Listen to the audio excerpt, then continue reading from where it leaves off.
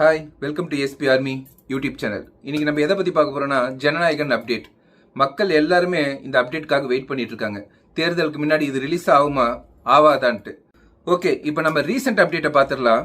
அதாவது 2 days before தான் censor board announce பண்ணியிருந்தாங்க நம்ம ஜனநாயகன் படத்தை வந்து ரிவ்யூ பார்க்கலான்ட்டு.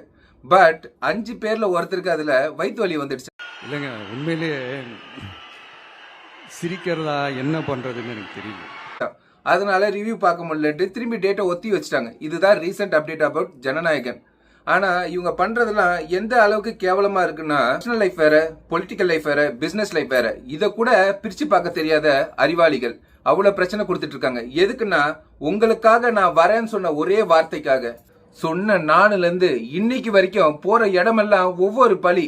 யார எப்படி தூண்டி விட்டு எந்த மாதிரி எல்லாம் சொன்னா இவர் மனசு கஷ்டப்படும், எப்படி எல்லாம் சொன்னா இவர் அரசியல் வாழ்க்கை நாசமாவும், இவர் கட்சி அழியும் அப்படின்னு நினைச்சு பிளான் பண்ணி பண்றாங்க. ஆனா இந்த மனுஷன் எதுக்கும் அடங்குற மாதிரி தெரியல. நீ அடக்க வந்தா உனக்கு உன்னையே அடக்குற அளவுக்கு சக்தி என்கிட்ட இருக்கு, என் சக்தி என் மக்கள் தான் சொல்லி இன்னைக்கு வரைக்கும் தளராம மக்களுக்காக நின்றுட்டு இருக்காரு. இந்த சோசியல் மீடியா ட்ரோலு, ஆபாசம், அல்லு சில்லு, இதெல்லாம் வச்சு இந்த அவதூறு பரப்புறது. கடைசியா அவரோட படத்தை கூட வர விடல. இதையும் மக்கள் பார்த்துக்கிட்டு தான் இருக்கீங்க. ஒரு மனுஷன் அரசியலுக்கு வர்றதுக்கு முன்னாடியே அவ்வளவு படம் நடிச்சிருக்காரு, அவ்வளவு சர்ச்சையில மாட்டிருக்காரு. எதுக்கு நான் பொது கருத்தை சொல்றதுக்காக. அந்த பயம் எல்லா அரசியல் கட்சிகளுக்குமே இருக்கு. அப்பவே அப்படி சொல்லுவாரு. இப்ப பொலிட்டிக்கல் லைஃப்க்கு வந்துட்டாரு. இந்த படத்துல நம்மளை பத்தி என்னெல்லாம் பேசி வச்சிருக்காருன்னு தெரியலையேன்ட்டு இந்த பயத்திலேயே இதுக்கு வந்து ஸ்ட்ரைக் மேல ஸ்ட்ரைக் கொடுத்துக்கிட்டே இருக்காங்க. ஓகே, நம்ம பேசிக்கான விஷயத்த பார்ப்போம். இப்போ பழைய விஷயம் உங்களுக்கு எல்லாருக்கும் தெரியும், இருந்தாலும் அதை நான் சொல்றேன் ஒரு வாட்டி, அது கேளுங்க. ஆக்சுவலா பொங்கலுக்கு 2 படம் வர வேண்டியதா இருந்துச்சு. ஒன்னு பராசக்தி, ஒன்னு ஜனநாயகன். 2 நாளைக்கு முன்னாடி சென்சார் போர்டுக்கு போன படம் ரிலீஸ் ஆகி ரிலீஸ் சொன்ன டேட்ல ஆயிடுச்சு. 1 மாசத்துக்கு முன்னாடி சென்சார் போர்டுக்கு போன படம் கடைசி வரைக்கும் ரிலீஸ் ஆகாம இருந்துடுச்சு. என்ன காரணம்னு நினைக்கிறீங்க?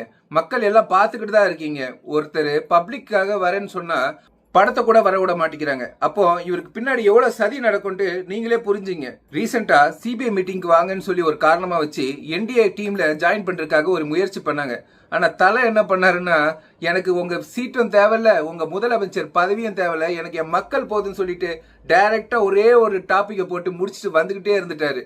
நீ என்ன வேணா பண்ணு, எப்படி வேணா பண்ணு, எனக்கு இங்க மீட்டிங் இருக்கு இன்னைக்கு மக்களோட, அதை நான் பார்க்கணும், அதனால என்னால் வர முடியாதுன்னு சொல்லி அதை டோட்டலாவே அந்த டாபிக்கை க்ளோஸ் பண்ணிட்டாரு. இந்த மாதிரி எந்த கட்சி தலைவர் இது வரைக்கும் பண்ணியிருக்காரு? ஒரு ஓட்டுக்கு, ஒரு சீட்டுக்கு, ஒரு பதவிக்கு அலைஞ்சுக்கிட்டு ஓடிட்டு இருக்காங்க. இந்த காலத்துல ஒரு துணை முதல்வர் பதவியை கொடுக்கறோம்னு சொல்லியும் அவர் வந்து போகாம தட்டி கழிச்சிட்டு, நானா மக்களுக்காக முதல்வராய் எல்லா விஷயத்தையும் பண்ணுவேன், செய்வேன், என்னால முடியும்ட்டு இன்னைக்கு வரைக்கும் நின்றுட்டு இருக்காரு. அப்படிப்பட்ட ஒரு மனுஷனுக்கு நீங்க சப்போர்ட்டா நிக்கணும், நின்னுதான் தீரணும். நின்னாதான் நம்ம தமிழ்நாடு உருப்படும்.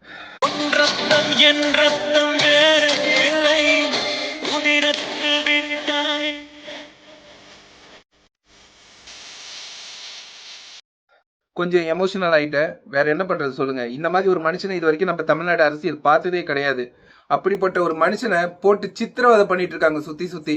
இதுக்கெல்லாம் நம்ம தான் அவருக்கு சப்போர்ட்டா இருந்து கடைசி வரைக்கும் அவரை ஜெயிக்க வச்சு வின் பண்ண வைக்கணும். ஜனநாயகன் படம் சிஎம் தளபதின்ற டைட்டில்ல ஓடணும் தியேட்டர்ல. இதை நம்ம பார்க்கணும். See you, bye from your SP Army YouTube channel.